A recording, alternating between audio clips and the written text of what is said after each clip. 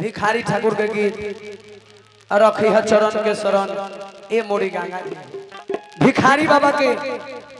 गंगा स्नान के गो गंगा स्तुति जवना गंगा माई में पंच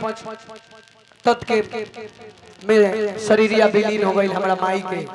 जवना माई के क्रिया में आज हमनी के लालमती देवी के क्रिया में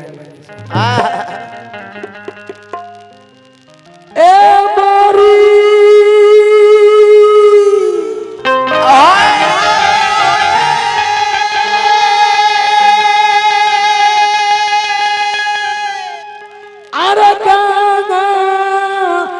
जी हो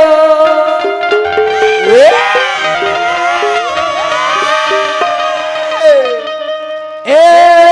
मोरी गाना अरे मोरी अरे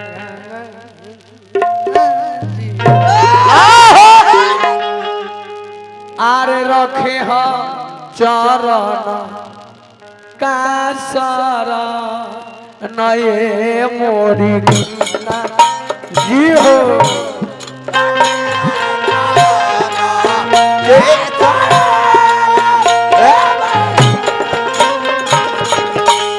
रखी चरण का शरण हे मोरी गागा जी हो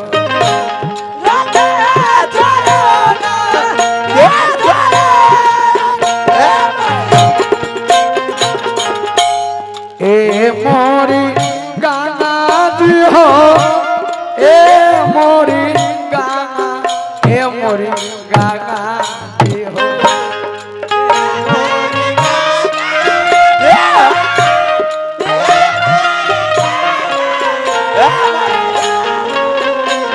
ए मोरी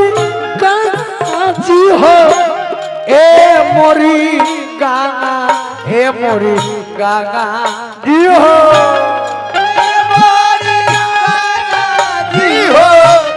ए मोरी गागा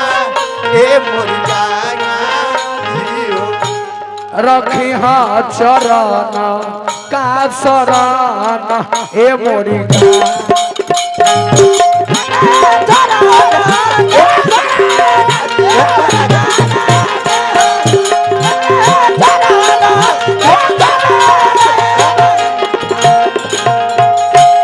रखे चरण का शरण ए मोरी उहे भिखारी बाबा कहला जन्म ले ले बारो तो कुछ निमन बोला न तो पछताए के पड़ी आई बाया केला जइब छोड़ के सब मेला ए मोरी गाना दी हो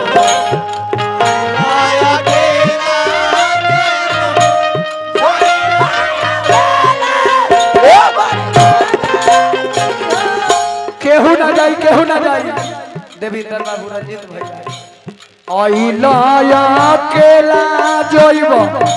कमाई का ले गईली हतना सम्राट रच के माई कुछ ले गईली चैनल वाला भाई लोग भिखारी ठाकुर के गीत भाई डली हलो ना तो उ डली हलो केहने गोलौरे तो होने अलौरे फोफिया के चेला पिटलौरे गोलौरे ये डली हलो आइला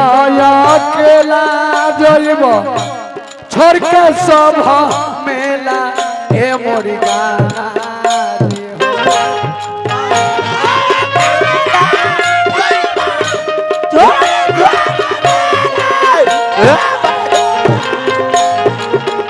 विनोद मास्टर साहब रोआई कहाँ बनी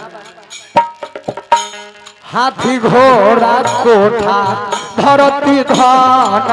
ए मोरी गाना जी हो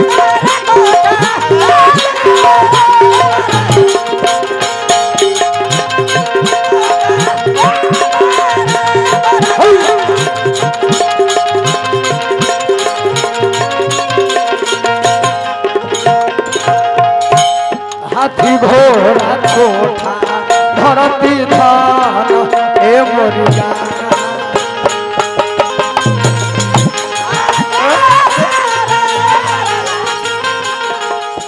विनयर जल खई दूसरा के संपत्ति जे दूसरा के संपत्ति चोरा के खाला ओकरा कोढ़ी फूट जाला जे गरीब के सतावेला उ निर्वंश हो जाला कोढ़ी हो जाला। आज हमरों के देख के कुछ ब्यास लोग मजा लेता एक दिन समय आई कि हम वो दिन हंसम आ वो दिन होई विनयर जल खई देह देख के घिनई हन ए मोरी गाड़ी हो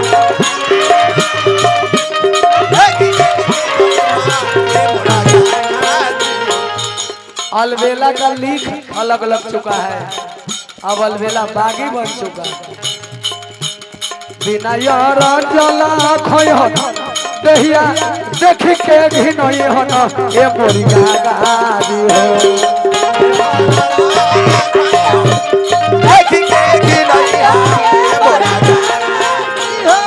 कहिया आरे हंसराज करिह आरे हंसराज करिह जब गवन अये मोरी अरे गंगा दी हो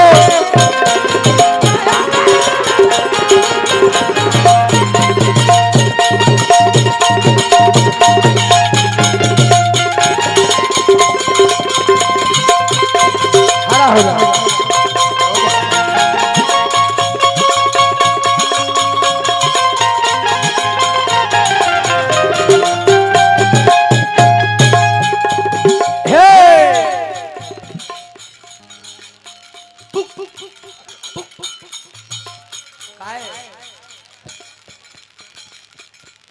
ज्यादा हमने के गरीबे ब्यास कौन कहे के महंगा ब्यास। अब सुनी भिखारी ठाकुर कहले बारे कह तो भिखारी दास भारी बा तरास तरास के मतलब का होई ब्यास लोग से पूछिए जे हमरा के गरी आवत कह तो भिखारी दास भारी बा तरास उ पियास ना पानी पियास लगल बा तरास कौन तरास कहत भिखारी दास हरि बात रास ये मोरी गाड़ी हो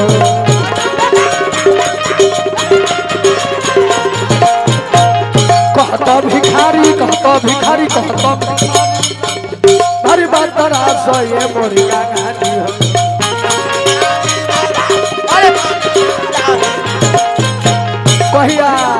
जाहिदी न घेरी हन जन्मगन ए मोरी गाड़ी हो जाहिदी न घेरी हन जन्मगन ए मोरी गाड़ी हो जाहिदी न घेरी हन जन्मगन ए मोरी गाड़ी हो जाहिदी न घेरी हन जन्मगन ए मोरी गाड़ी खड़ा हो बेटा।